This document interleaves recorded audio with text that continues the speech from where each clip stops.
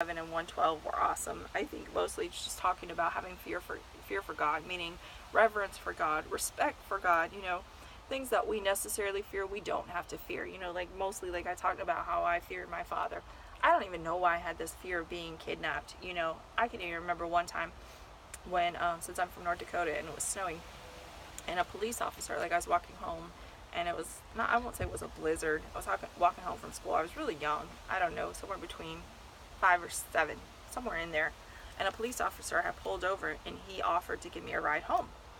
And I was like, no, because I thought he was going to kidnap me. I mean, here he is, a police officer in a police car, and I just thought he was going to kidnap me for some reason. I don't know why I had that fear, but it's like I said, it's so funny how the enemy will give you fears that aren't even there, but we just need to trust in God, because like Psalm 112:7 says, he will have no fear of bad news.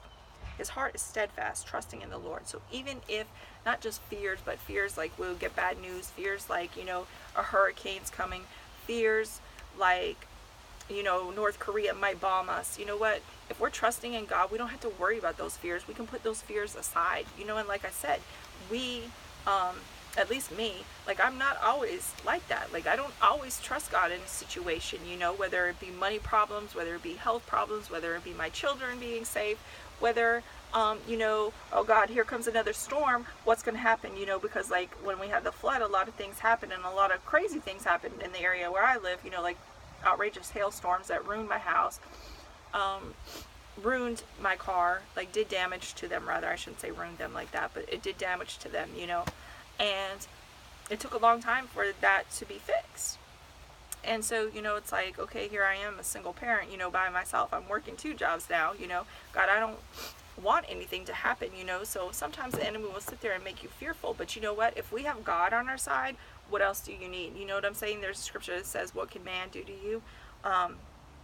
You know, so it's so true. Not even just man, but just anything. You know what I'm saying? What can the enemy do to you? He can't do anything to you if you have God on your side, like I can't give you a scripture for that, but it's true.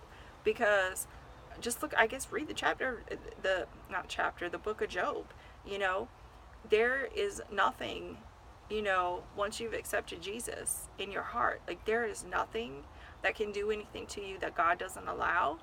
And we just have to get to a place where we don't have fear, because God is always there for us. He's always on our side. He always has our back. Like I said, another couple of days ago or something, I talked about the scripture, how he says he will never leave us and never will forsake us. And one was in Deuteronomy, one was in Hebrews. I don't remember the exact spot, so I'm sorry, but you can look it up. It's easy. And the scripture too that says he will be with us to the end of the age. So no matter what is going on, no matter how many hurricanes come, no matter how many earthquakes happen, because there was an earthquake at 8.0 in Mexico, no matter what, all this stuff that is happening, if we've accepted God into our life, if we accepted Jesus into our heart and we're living for him, it doesn't matter. No, we're not going to be perfect, because we're never going to be perfect.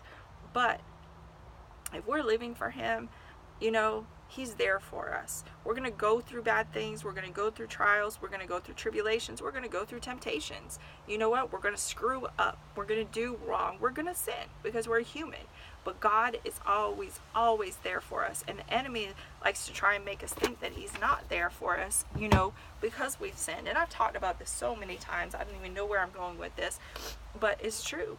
Because we don't need to be fearful that God, even when we sin, we don't need to be fearful that God isn't going to be there for us, because he didn't say, hey, if you sin, I'm never going to be there for you. No, he knew that we were going to sin. He knows that we're going to continue to sin. I mean, he sent his son to die for us on the cross, everything he went through for us, and yet he knew what we were going to do. You know what I'm saying? From beginning to end, he's Alpha to Omega. You know what I'm saying?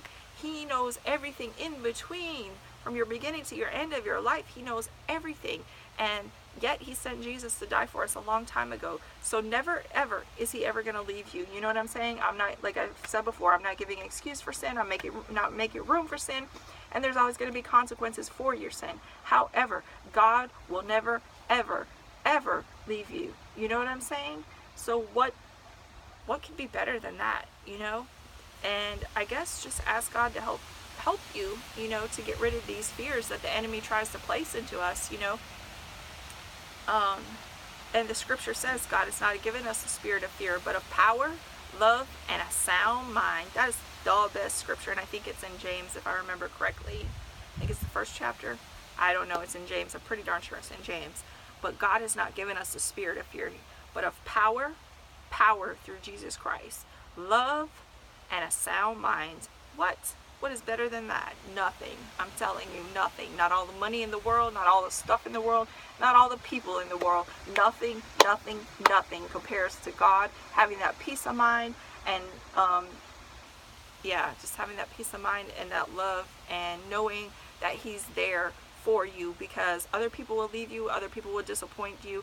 I've disappointed other people. I've probably left people, not that I in my heart of hearts, like I truly haven't done it on purpose, but it just happens because we're human. But God is a God who will never, ever, ever, ever, ever, ever, ever, ever, ever leave you. You know what I'm saying? So, yeah, just ask God into your heart. Like, I don't know why it keeps bringing me back to this, thing of just, if you don't know Jesus, ask Him into your heart. You know what I'm saying?